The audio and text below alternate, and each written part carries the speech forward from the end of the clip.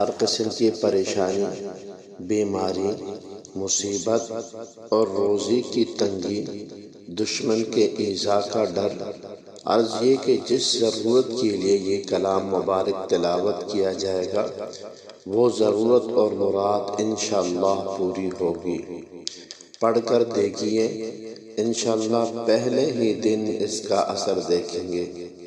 صبح کی نماز کے بعد معمولات سے فارغ ہو کر 3 بار پہلے درود شریف پڑھے اور درمیان میں کم از کم 7 بار یا زیادہ بار یہ کلام پڑھے، پھر آخر میں 3 بار درود شریف پڑھ کر اپنے اوپر دم کر لے۔ درود شریف یہ ہے: اللہم صل علی سیدنا محمد النبی الامی وآلہ وبارک وسلم۔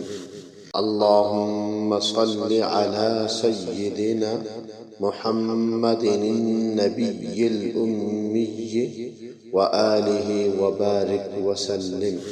اللہم صل علی سیدنا محمد النبی الامی وآلہ وبارک وسلم۔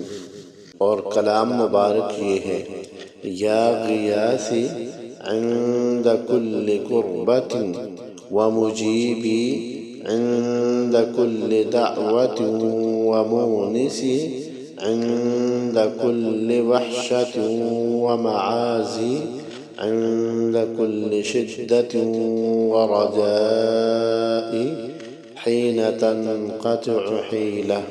اللہم صل علی سیدنا محمد النبی الامی وآلہ وبارک وسلم۔